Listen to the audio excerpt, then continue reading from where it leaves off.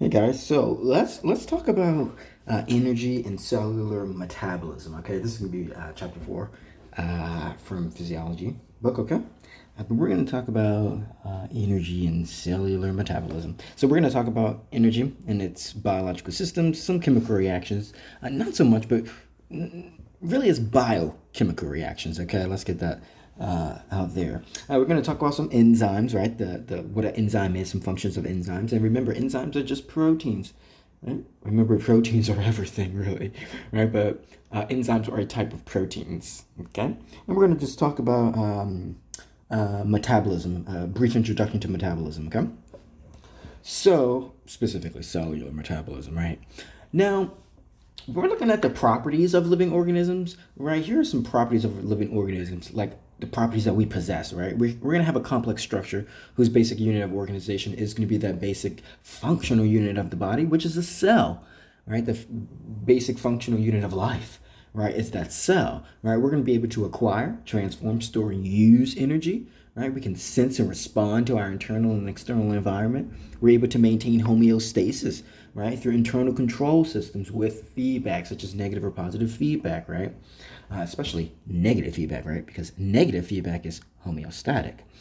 We're able to store, use, and transmit information, right? Nucleic acids in the form of DNA, RNA, things like that. We're able to reproduce, right? Develop, grow, and die, of course, right? We have emergent properties that cannot be predicted from the simple sum of parts, right? We're very complex, intricate beings, right?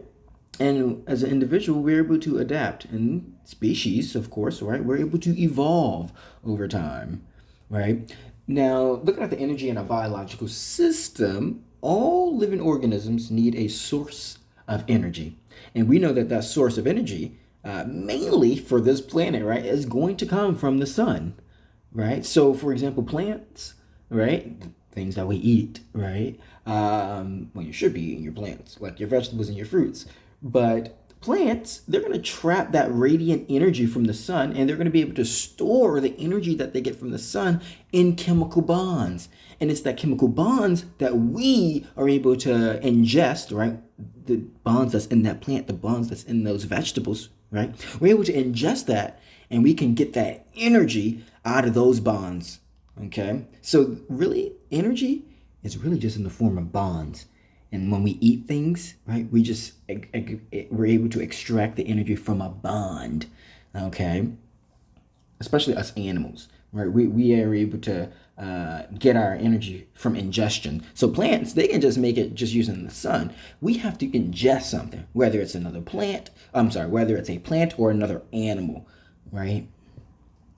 So energy is used to perform work, right? So energy in its basic definition, right? Energy is the capacity to do work. Chemical energy is the making and breaking of chemical bonds, okay? Again, chemical energy is the making and breaking of chemical bonds, right? We have transport work, and that's the moving of ions, molecules, and larger particles, right? And this is going to be useful for creating concentration gradients, okay? Moving molecules on one side of a cell membrane, for example, to create a concentration gradient, right? And then we have mechanical work, right? So mechanical work is moving of those organelles, changing the cell shape, beating of that flagella in the cilia, right? Contracting muscles, right? So these are different type of mechanical work, right?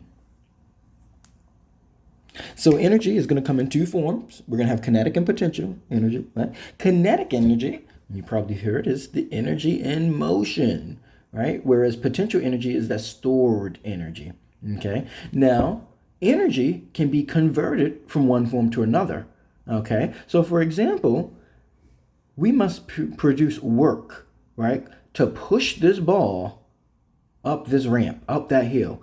So we're using kinetic energy, energy in motion, right? The energy in motion, right? To move this ball up this ramp, okay? And so once this ball is up this ramp, this ball has potential energy, okay? Because it's sitting at the top of the ramp. It has potential energy. Basically, the potential to do work, right? The potential to slide down. And when that ball slides down, it changes from potential energy to kinetic energy, right? Because at the top, it was potential energy. It had the potential to do work. It had the potential to fall, right? And then when it's falling, now it's in motion, it converts from potential energy to kinetic energy. Okay. So again, potential energy is stored energy. Okay. So say for example, you're just sitting there. You have a lot of maybe stored energy in the form of adipose tissue, right, in your body, and you're just sitting, right. You have the potential to do work, so you can get up and you can start moving, right, and you convert that, like breaking that energy, breaking that fat down, right. You can convert that to kinetic energy, right, the energy of motion, since you're moving. Okay. So thermodynamics is going to be the study of how energy is used, right? So the first law of thermodynamics is actually the law of conservation of energy. It states that the total amount of energy in the universe is constant, okay? The total amount of energy in the universe is constant, okay? The second law of thermodynamics, right, is the law of entropy, where it states that processes will move from a state of order to randomness or disorder, and that's also called entropy, right? So say for example, right, you just cleaned up your house, right? You just cleaned up the kitchen, cleaned up the living room, dining room, the bedroom, the bathroom, things like that, right?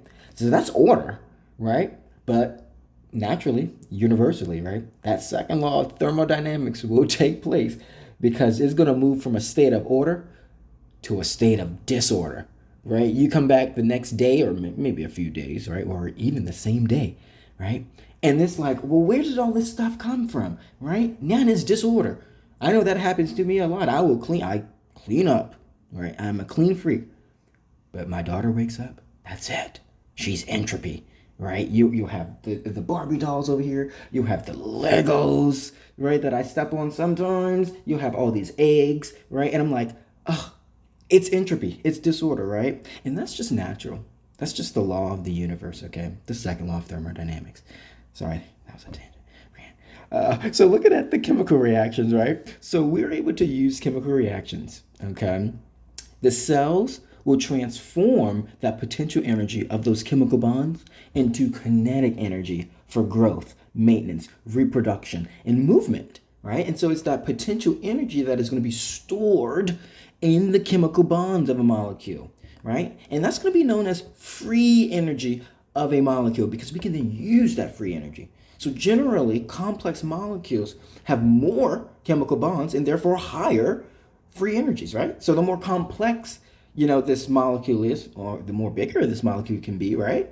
The more chemical bonds it's going to have, right? And the more chemical bonds it has, it's going to have more free energy, right? So say, for example, when I'm talking about the energy in the bonds, so for example, say there's a carbon, right? Let me just draw like a fatty acid tail, right?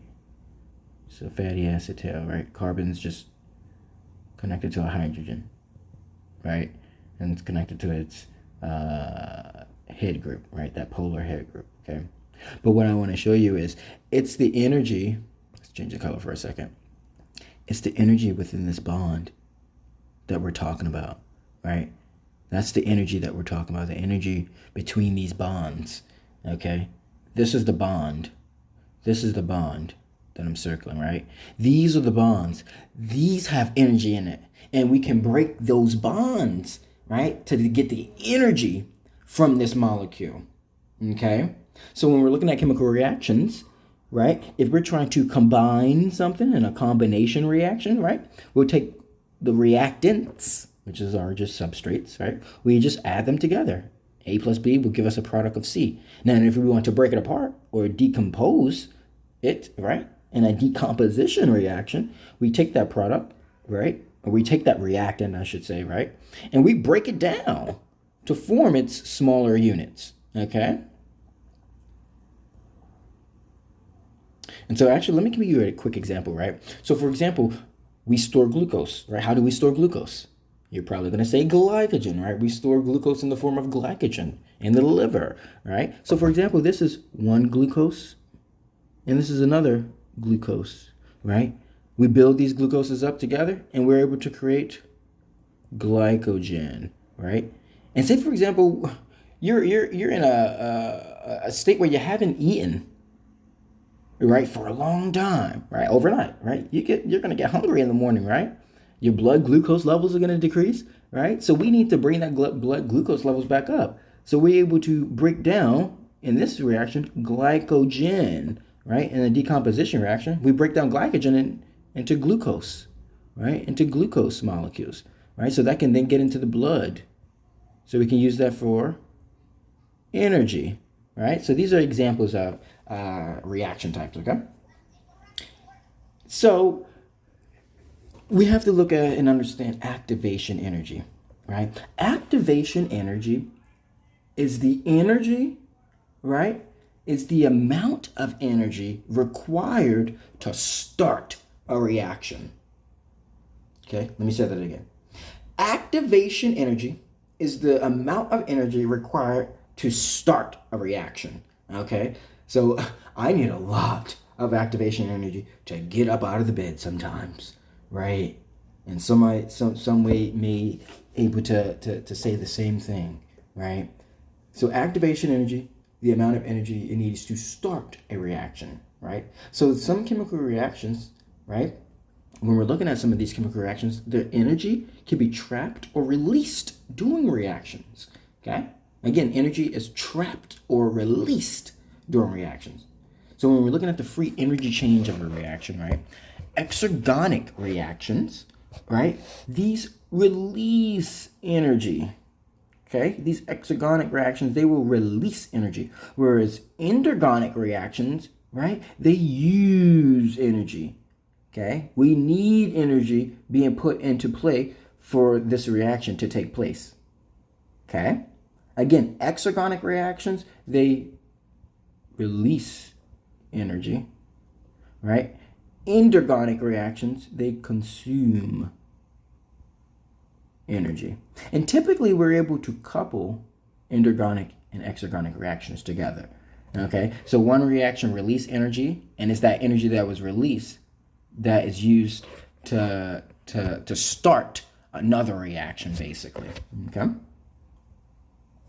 So enzymes, what are enzymes? So enzymes are a type of protein, right? Enzymes are very, very important because they speed up the rate of chemical reactions. Okay, they speed up the rate of chemical reactions. We also call enzymes catalysts, right? So this is another word for an enzyme. It's called a catalyst.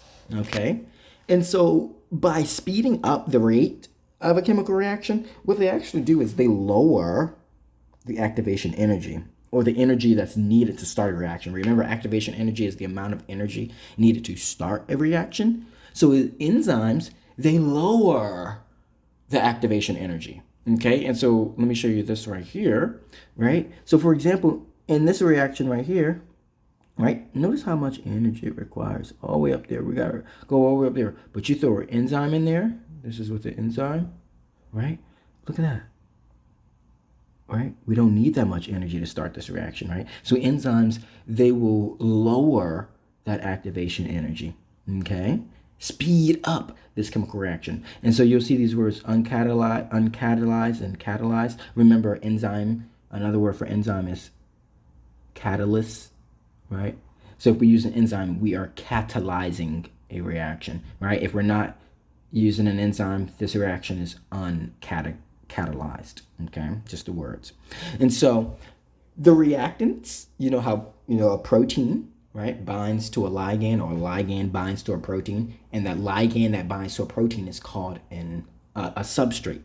And remember, enzymes are a type of protein, right? So the reactants, right, that are acted on by this enzyme, they're called substrates, okay? And so whenever an enzyme is doing work, right, catalyzing a reaction, lowering that activation energy, speeding up this chemical reaction, right, these enzymes are unchanged, right? Enzymes, they're able to make or break covalent bonds in a very controlled way where the enzyme remains unchanged, and it can do that job over and over and over again, okay? And so enzymes, again, are proteins. Some of them can be RNA, right? But mainly enzymes are going to be proteins, right? Okay. And again, this just shows you how we're able to lower the amount of energy required to start a reaction.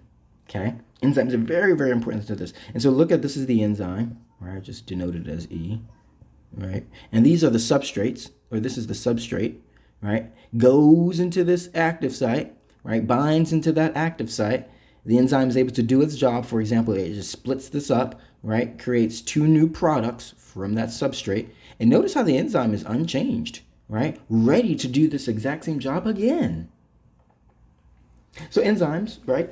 So the reaction rate, it can be variable, and that's going to depend on the amount of substrate and the amount of enzyme that's present, right? And we know that proteins or enzymes, they're going to also, their reaction of how functional they are, how efficient they are, it's going to depend on temperature, right? On its environment, temperature, if it's in a specific pH, right? Those things matter. Those things will affect a protein's or enzymes reaction, right? And its ability to actually perform its job, right? So enzymes, they also can be activated, inactivated, or modulated, right? So we have proenzymes or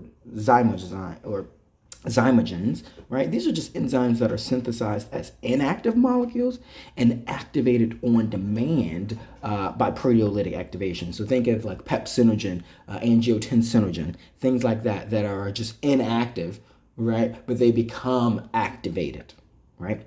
Some enzymes they require, or some enzymes they use coenzymes, right? And so coenzymes are typically like these cofactors, right? So vitamins, things like that.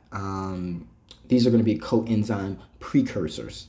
We also have some chemical factors, and again, temperature, pH. That's going to dictate and determine if this enzyme is going to be activated, inactivated, or modulated, right? And again, very, very important. Say it one more time. Enzymes will lower the activation energy, okay, of a reaction, so these reactions can take place. So here's a diagnostically important fact, clinical note about enzymes. So we have isozymes. Isozymes, right, they catalyze same reaction, but under different conditions or in different tissues, right? And so they have an important role in the diagnosis of certain medical conditions, right? So,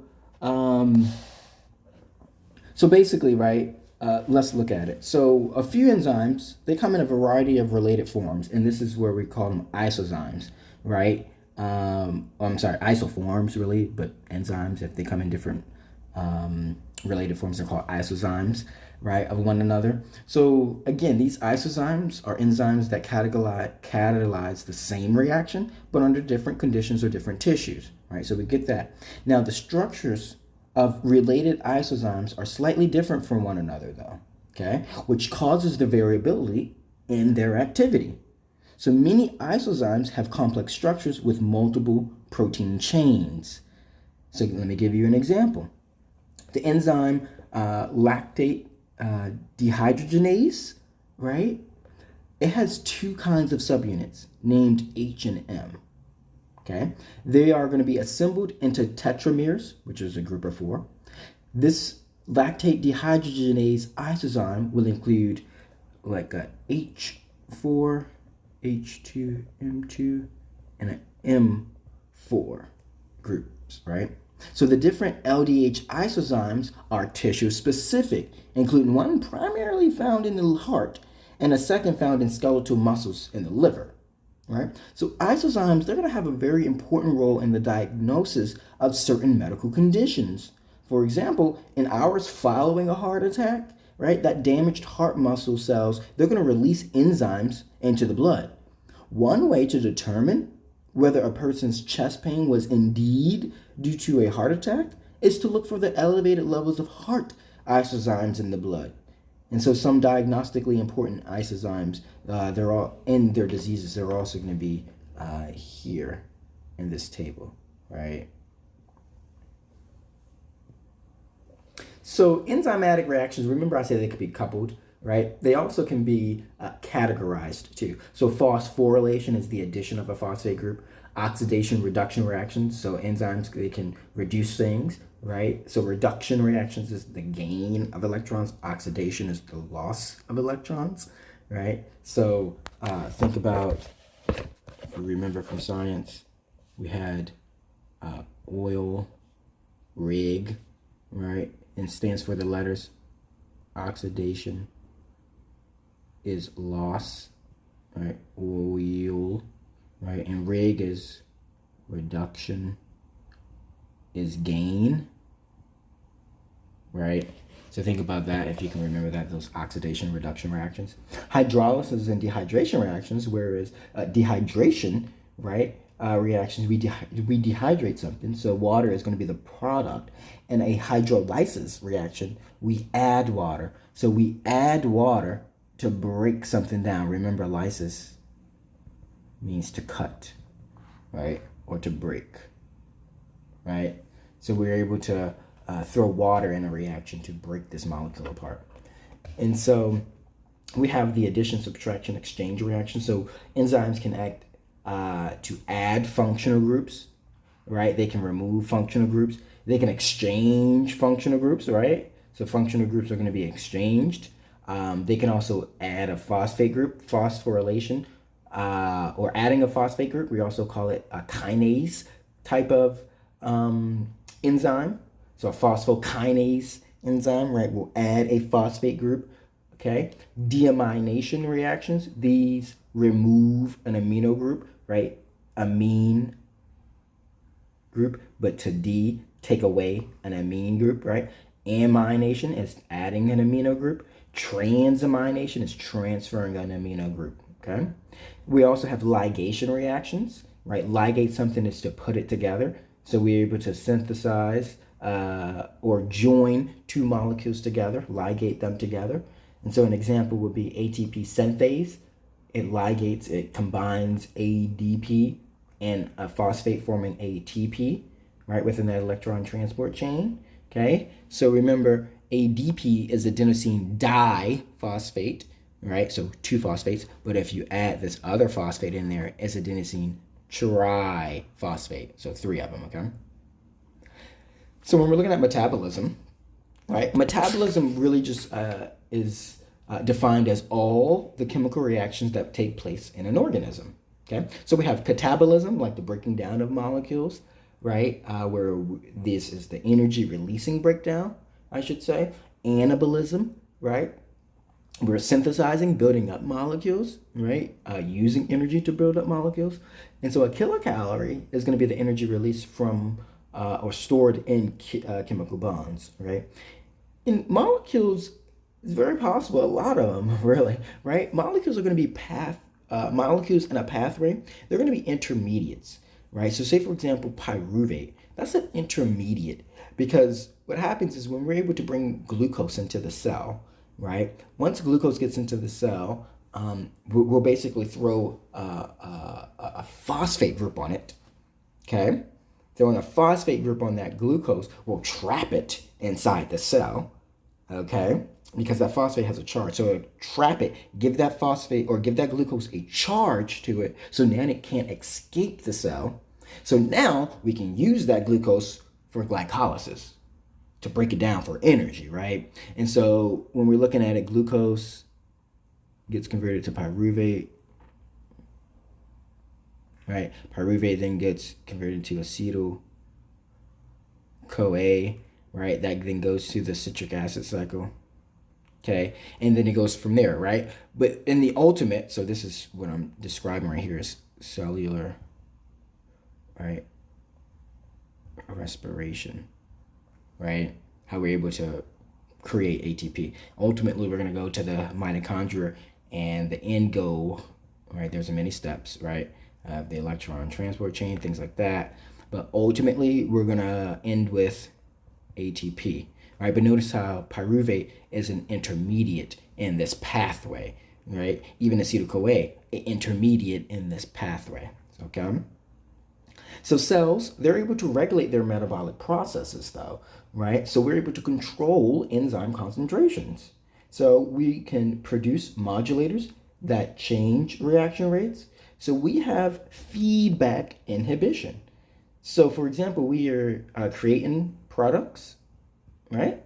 So the accumulation of this end product Z, right, it will then inhibit, right, the first step, right? So we don't need to make any more of these, right? So let's stop this. Let's have a feedback mechanism to say stop. Okay, we have enough Z, right? We have enough end product Z, so let's not make any more.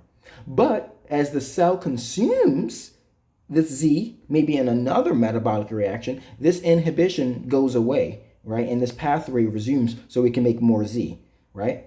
And as more Z is being consumed, we're going to continue to make more Z, things like that, right? So enzymes, they control reversibility of metabolic reactions too, right? So some reactions are reversible, right? So we can use potentially like one enzyme for both for both directions, right? So we're able to combine carbon dioxide and water via this enzyme carbonic anhydrase to create carbonic acid. We're also able to use this enzyme carbonic acid to break this we're also able to use this carbonic anhydrase enzyme to break this carbonic acid back down into carbon dioxide and water, right?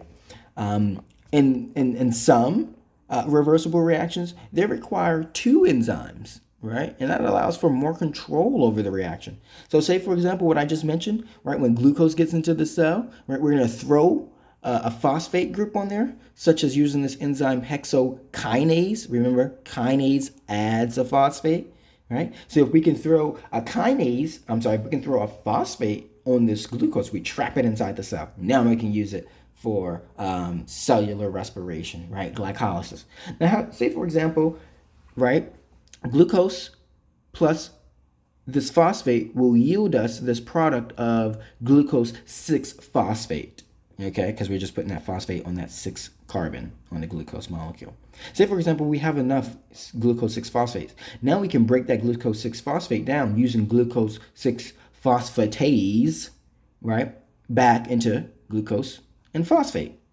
And some reactions are irreversible, right? Irreversible reactions, they lack the enzyme for that reverse direction, right? So in some cells, right, we have, right, this hexokinase that's able to throw a phosphate group onto this glucose to make it glucose 6-phosphate. In some cells, we don't have the ability to convert that glucose 6-phosphate back to glucose and phosphate, okay?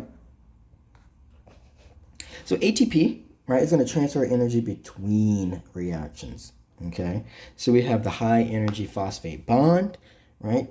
Those phosphate bonds have a lot of energy in them. That's why we're able to transfer those phosphates in the form of energy, right? So glucose, proteins, and lipids, they all can be used by the body to produce ATP, right? So under aerobic metabolism, right? Aerobic means we have oxygen, right? One glucose molecule can yield 30 to 32 to 36 ATP molecules, right? So we take in that glucose molecule in the cell, we throw that phosphate on there via hexokinase, right? Create glucose 6-phosphate, right? And now we can throw that glucose 6-phosphate into the glycolysis reaction, okay? This glycolysis reaction, and then we're able to make a whole lot of energy as it goes through glycolysis, then the citric acid cycle, then the electron transport chain, things like that. Now, if we don't have oxygen, then we undergo anaerobic metabolism, right? And if you ain't got oxygen, you're only making 2 ATP.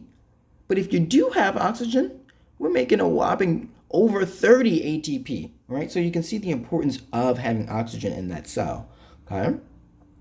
And so these catabolic pathways will produce ATP, right? Glycolysis, citric acid cycle, electron transport chain, right? And so when indirect forms of energy are released during a reaction, that energy is going to be captured, right, by energy carrying molecules, those coenzymes such as the NAD, right, FAD, things like that.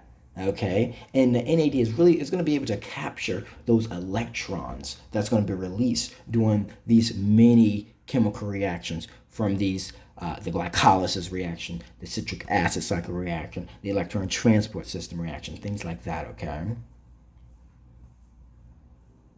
and so we can see right here this NADH, this nicotinamide molecule, is going to be an active coenzyme that's going to be produced from glycolysis.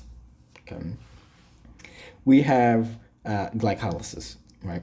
So the steps of glycolysis, I'll go through them. I'll give you an overview of it, right? So glycolysis, let's just use the word. Glyco means sugar. Oops. Or, in other words, glucose, right? Lysis means to cut. So we're cutting glucose. So it's glycolysis is the breakdown of glucose, okay? Specifically, it's the breakdown of glucose into pyruvate. So let's look at this a little bit closer, right? So during glycolysis, one molecule of glucose is going to be converted by a series of enzymatically catalyzed reactions. And the end result from that one glucose, we're able to create two pyruvate. So we go from one glucose to 2 pyruvate, okay, in these 10 steps. Okay, we won't go through the 10 steps for this one, right? But we're breaking down that glucose. And if you can see, I want you to see, just briefly though, like how this glucose, like its glucose is a 6-carbon molecule, right? So not really talking about that phosphate group though, okay? But it's going to be a 6-carbon molecule. And notice how we have 2 pyruvates, 2 3-carbon molecules. So we didn't really do anything, right? We just broke it down. We literally, honestly, just split the glucose in half, really. And so, again, glycolysis, the breakdown of glucose into pyruvate, right? So 1 glucose to 2 pyruvate. After we create that pyruvate will then get siphoned into the citric acid cycle. And it's the citric acid cycle that pyruvate is going to be converted into acetyl coenzyme A, right? And the carbons from the acetyl coenzyme A, they're going to go through the citric acid cycle, okay? So glycolysis is going to happen in the cytoplasm or the cytosol, okay? Very important, okay? This is going to happen in the cytosol, okay?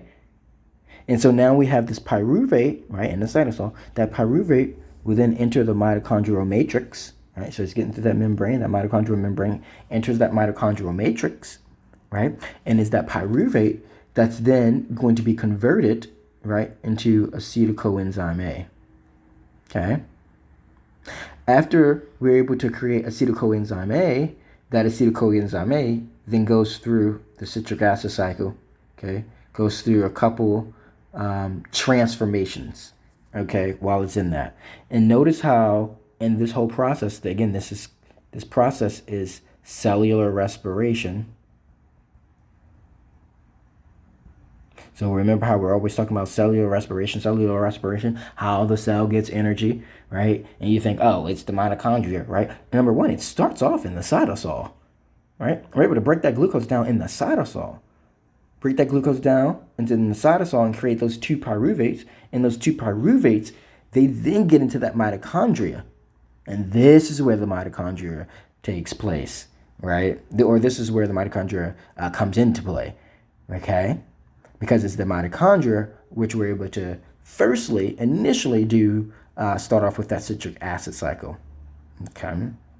And notice how in that cytoplasm, through glycolysis, we're making 2 ATP. Okay, there we go. Already starting to create energy. In the citric acid cycle, we're able to make ATP again. Okay, so we're making ATP already, even before we get into the mitochondria. But then in the mitochondria, we're going to start making ATP in the citric acid cycle, and we're going to make it even more in the electron transport chain. And we'll get into that in a second, right? But I also want to bring to your attention, though, like, yes, we're creating ATP, right? We're also creating these energy-carrying molecules as well, such as NADH, right? So we're able to siphon some electrons to NADH right there in glycolysis. We're able to siphon some more electrons. These are energy-carrying molecules, NADH, okay? Energy-carrying molecules, okay?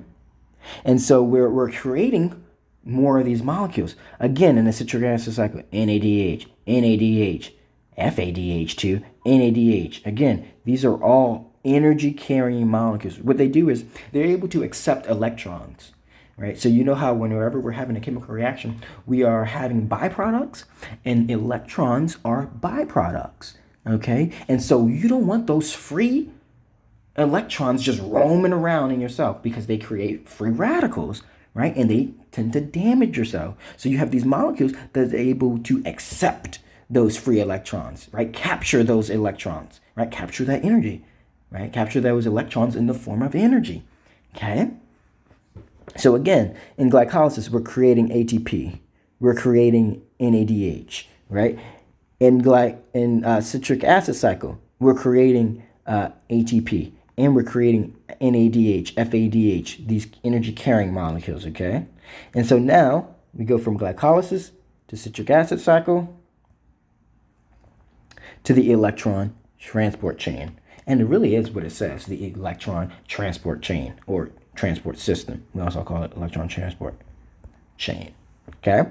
So glycolysis and citric acid cycle, right? They produce small amounts of ATP. Remember, only 2 ATP from glycolysis, 1 ATP from citric acid cycle, right? So produce small amounts of ATP directly. But their most important contribution to ATP synthesis are those high energy electrons carried by NADH and FADH, right, to the electron transport chain, right? So yeah, we only made 1, 2, 3, right, ATP, but again, we made those ever more so important molecules, those electron carrying molecules, right? We made a lot of those, okay? And we're going to send them to the electron transport chain. Remember, I said these will capture electrons. So yeah, they capture electrons here, but what are they going to do with those electrons, right? They're going to send those electrons through this electron transport chain. So they just capture these electrons to then say, hey, we got these electrons for you. Let's give them to the electron transport chain, okay? And that electron transport chain is going to be located in the mitochondria, okay? Specifically within that inner mitochondrial membrane, okay, in the matrix of this mitochondria, okay? So this electron transport chain is going to use energy from those electrons to make the high energy phosphate bond of ATP. This is how we're making ATP, okay? So from that citric acid cycle, right, those electrons that was captured by the NADH and the FADH, right, they're going to send those electrons through this chain, through this electron transport chain, okay? They're going to send it through this chain, okay? And ultimately, right, we're going to be able to produce a lot of ATP, right? So we're literally just sending these electrons in, right? Sending these electrons in, okay? We're creating this gradient, and now we have a lot of hydrogen ions. So we send these electrons in, we're producing hydrogen ions, right? Producing hydrogen ions, okay, as a result. And all those hydrogen ions that we produce, we send those hydrogen ions through this complex protein called the ATP synthase. And once we just put these hydrogen ions in there, it literally starts cranking. It cranks like in a circle almost, right? Just making ATP, ATP, ATP, ATP, ATP, ATP, right? And what it does is it's using ADP, right? So we have ADP, and we're just adding phosphate groups on there, adding phosphate groups on there, adding phosphate groups on there, as we're able to send these hydrogen from one side through to another side, down its concentration gradient, okay? And however, very, very important, this is aerobic metabolism. We need oxygen, right? It's that oxygen. The oxygen is going to be the final electron acceptor in the electron transport chain. And it combines with hydrogen to form water, right? So all these electrons, right? It's these oxygens. This is why your cell needs oxygen. This is why you need to consume, right? Have oxygen inside your cells. Because it's the oxygen that's able to accept these electrons, okay, to form water. So again, those electrons are not just freely floating in your cells, right? We're able to accept them in the oxygen, okay? And then we're able to then make water with it. Very important process. Moving gears to proteins, right? Proteins are the key role to cell function. Remember, I'll say proteins, right? They do everything. They are key to a cell functioning properly, okay? Proteins have variability, they have specificity, right? We have a protein alphabet. So proteins, again, are going to be made from amino acids. Amino acids are going to be the monomers, right, that make up a protein. And of course, of these 20 amino acids, you have things such as tyrosine, glycine, aspartate, lysine, threonine, alanine, valine, isoleucine, leucine, phenylalanine, serine, arginine, tryptophan, cysteine. So things like that, right? Proline, right? Methionine. These are all those amino acids, okay? And I want you to really focus on that too. Keep in mind, we have start and stop amino acids, okay? Just bring that to your attention just very briefly, all right? And so proteins are just, right, a sequence, right, of amino acids, right? So sequence and number of amino acids will give rise to different type of proteins, right? So a codon, so this is a table of codons right here, right? Codons are just 3 bases that are encoding one amino acid, right? So base, right, these are going to come from nucleic acids, okay? So the TAC sequence of DNA will be transcribed into the AUG, right? So let's look at it, right? TAC, right? Can I write it right here? It's going to be thymine, adenine, cytosine, right? This is in DNA, right? We know that in DNA we have A, T, G, C, okay? But in RNA, we have A, U, G, Lord, C. Okay. So we really just swap out that thymine for uracil in RNA, okay? Again, RNA and DNA, these are type of nucleic acids that's made up of nucleotides, right? And these are the nucleotides, okay? These are the nucleotides, the adenine, uracil, guanine, cytosine, adenine, thymine, guanine, cytosine, okay? Those are going to be the nucleotides that make up these nucleic acids.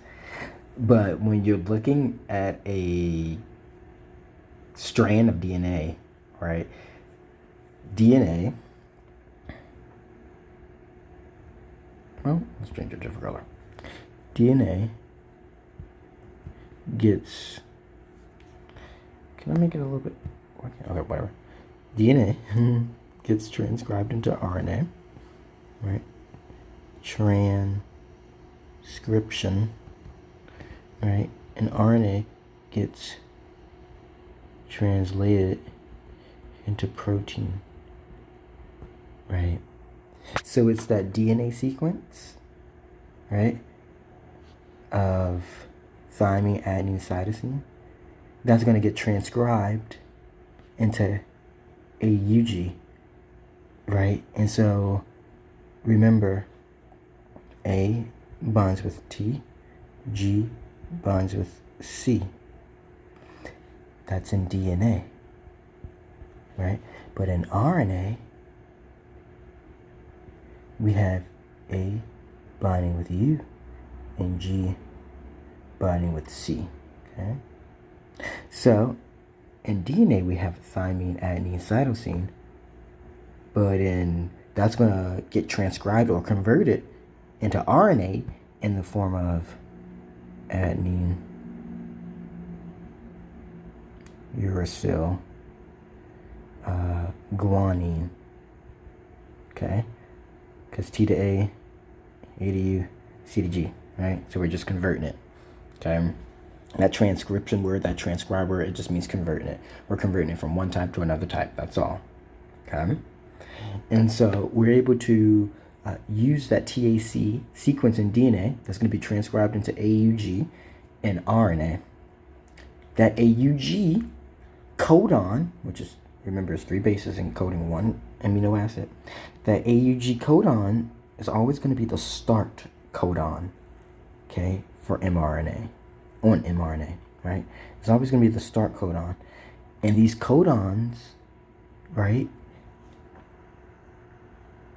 they will make up, or they will tell what amino acid will come in, okay, to start this chain, okay, to start this sequence, to ultimately form a protein, okay?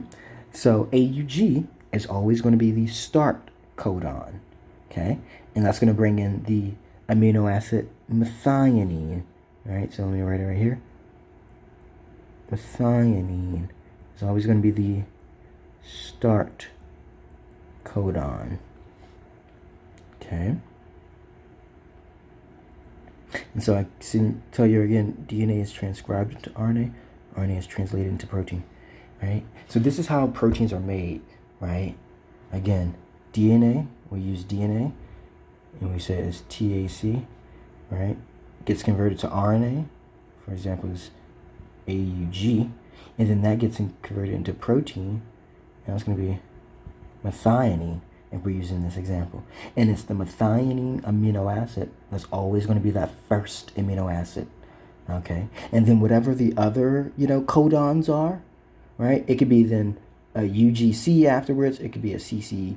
It could be a AAG. And then, of course, we would have like a serine, then connected to a proline, then connected to a lysine, right? And that's how you were able to create these amino acid sequences. And then these amino acids sequence, right? It'll fold on itself. And then that's how we create proteins, okay? So if I can take this off for just a second so you can see this down here, right? So remember, we're looking at this RNA strand. It's called an mRNA, right? That just stands for messenger RNA, right? From DNA to messenger RNA. Whenever I say it's converted or transcribed into RNA, it's transcribed into messenger RNA, okay? And so what happens is we're going to read that mRNA strand, right? It's going to be a strand, but wherever we see that AUG at, that's when we're going to start making proteins, right? So we're going to bring those correct amino acids in: methionine, isoleucine, serine, right?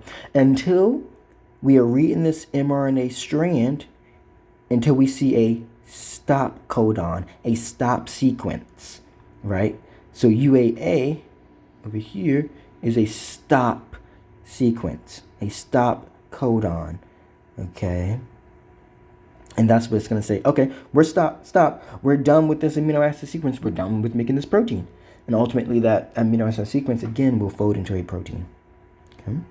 So if I can explain that process again, because I think it's worth explaining again, right? Because this is a very intricate, detailed process. When we're unlocking DNA's code, right? When you see these DNA to RNA, right? RNA to protein, remember it's DNA that gets transcribed into RNA. RNA then gets, I should say, translated into protein. Okay? So a gene simply is just a region of DNA. Okay, it's just a segment of DNA. DNA will replicate itself first via using an enzyme called DNA polymerase. Okay? This will activate genes, right? These activated genes will continuously get converted into RNA, right? And some of these RNA genes are either going to be turned on or turned off, okay? But in order for DNA to get to RNA, in order for that DNA template to get converted to the RNA template, it's called transcription, right? This is where we're making RNA, okay, from DNA. But we can make mRNA, right? So mRNA stands for messenger RNA. You have transverse RNA, which is tRNA, and you have ribosomal RNA, which is rRNA. Okay, messenger RNA is this right here, right? It's the message. It's the message that we are getting from DNA. Okay, is that transcribed message. tRNA is really important because it helps to transfer, right? That's in its name, transfer RNA. It helps to transfer those correct amino acids, right? So when we looked at this right here, we're able to transfer the correct amino acids to bring in, to make up that protein. It's the process, or it's the job of tRNA that's bringing in, right, these amino acids, right? They transfer these amino acids in. Ribosomal RNA is what it says, right? It just makes up the ribosome. It helps to make up the structure of the ribosome, okay? So again, DNA replicates itself, right? Via DNA polymerase. And then that DNA is then transcribed or converted, right, into RNA, right? Via RNA polymerase, okay? And then now that we have this mRNA strand, this is a mRNA, a messenger RNA strand, because this is the message, right? This is the message, okay? This messenger RNA strand is then translated into protein, okay?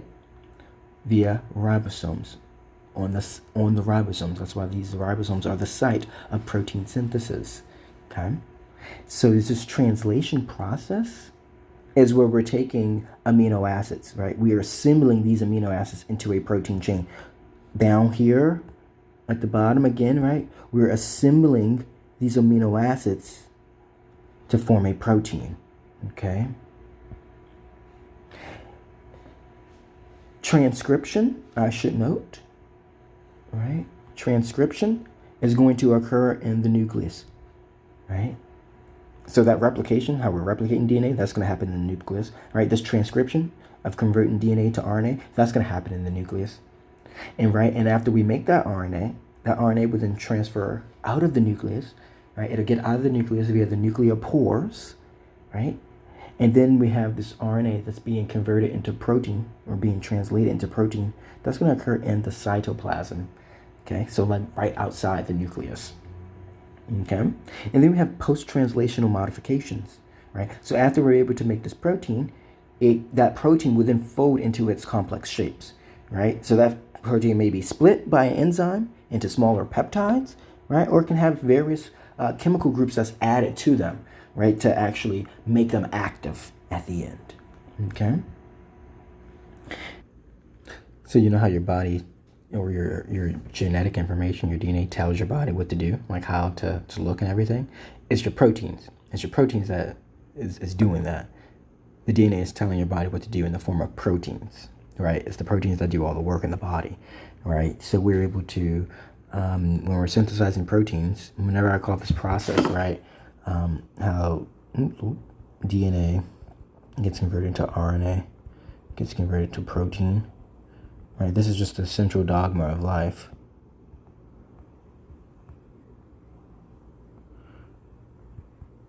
Right? How we're using our genetic information to survive, to do work. Okay? So DNA, yes.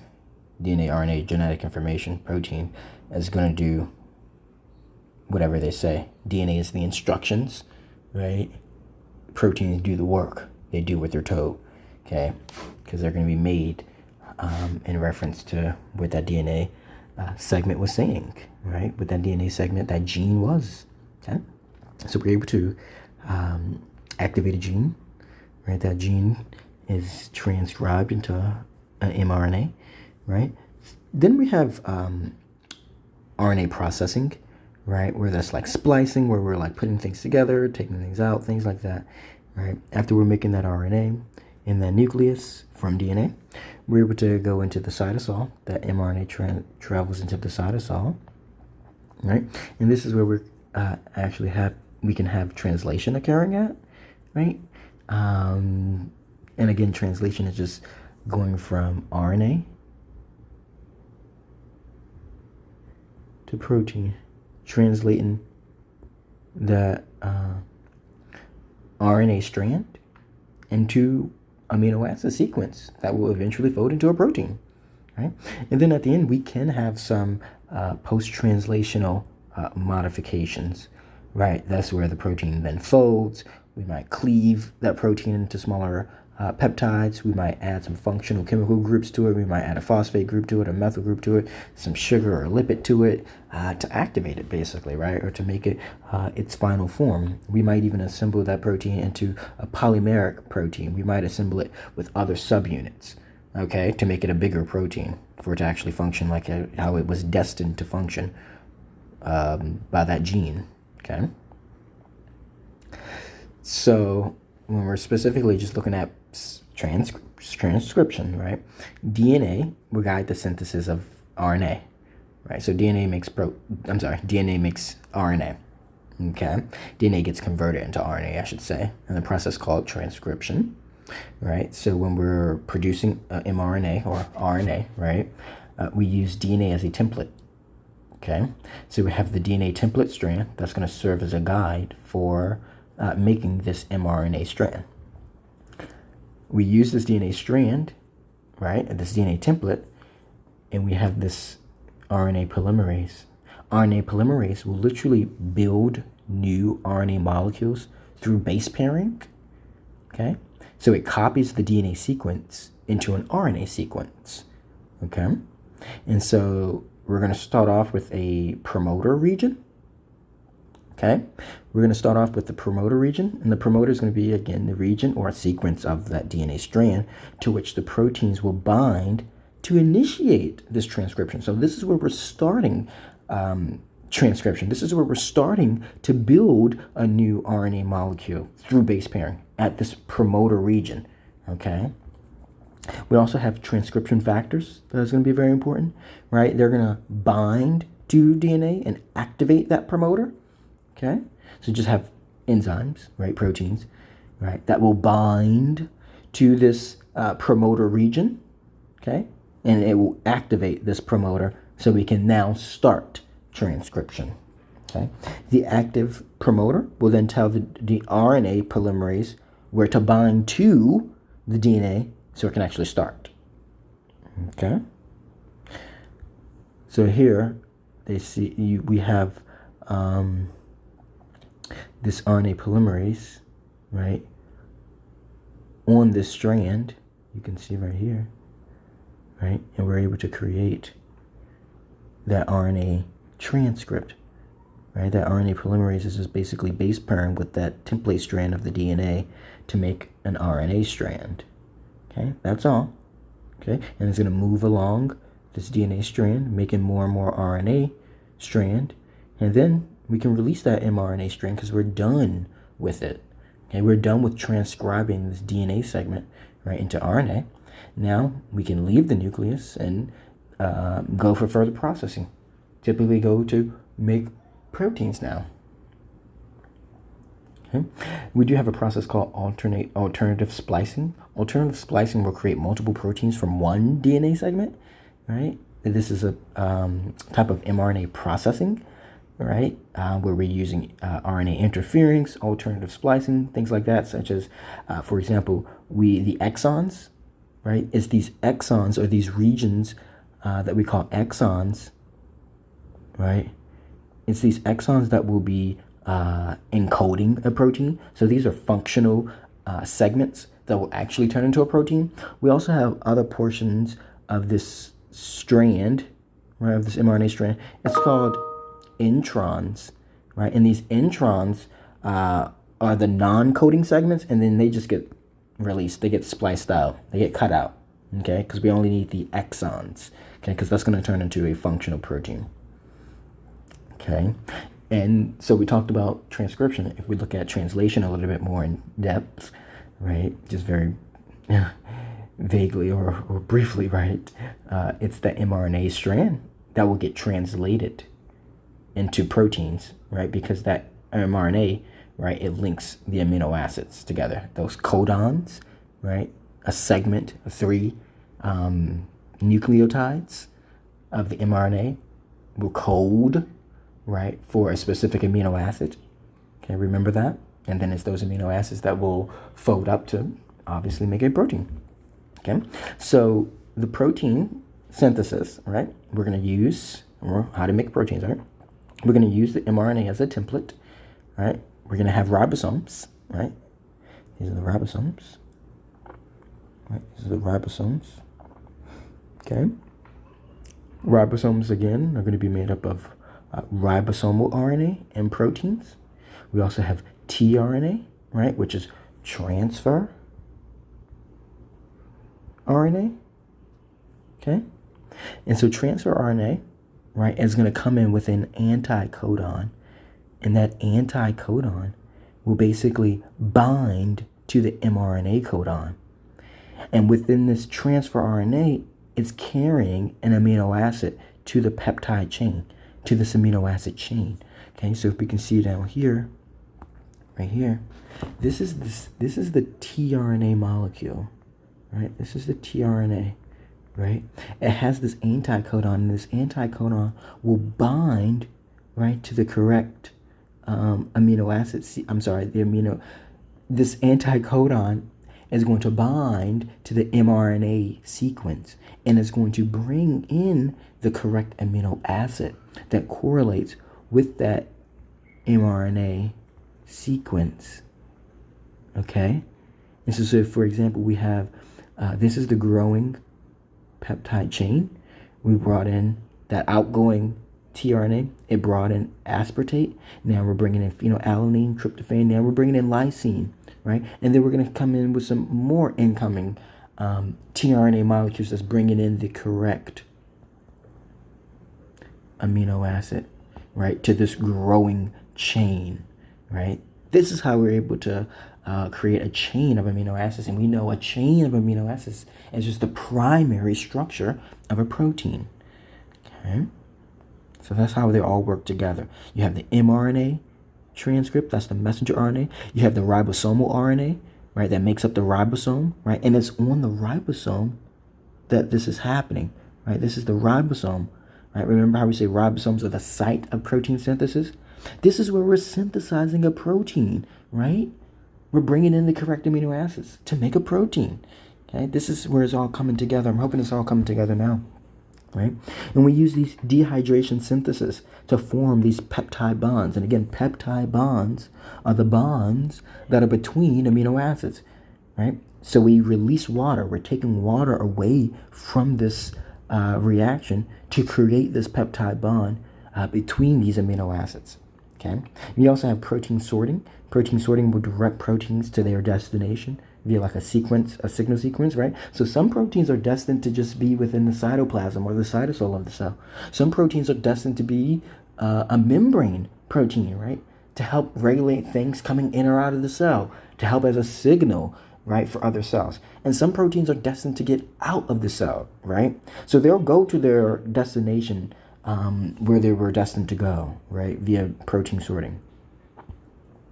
And then, of course, proteins, again, they can undergo post-translational modifications, right? So at the end, when we're done with this process right here, right, after we're done growing that peptide chain, right, now the peptide chain is done, now we can do post-translational modifications. Post means after, right, translation.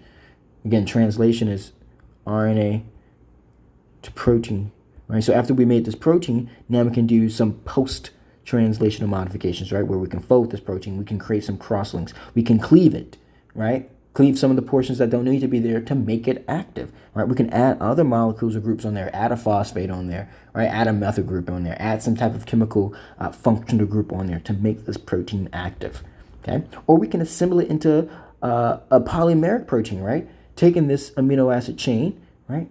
And adding it to another amino acid chain to make an even more bigger protein. Things like that, okay? So this was a brief overview of Chapter 4, looking at energy and cellular metabolism, okay?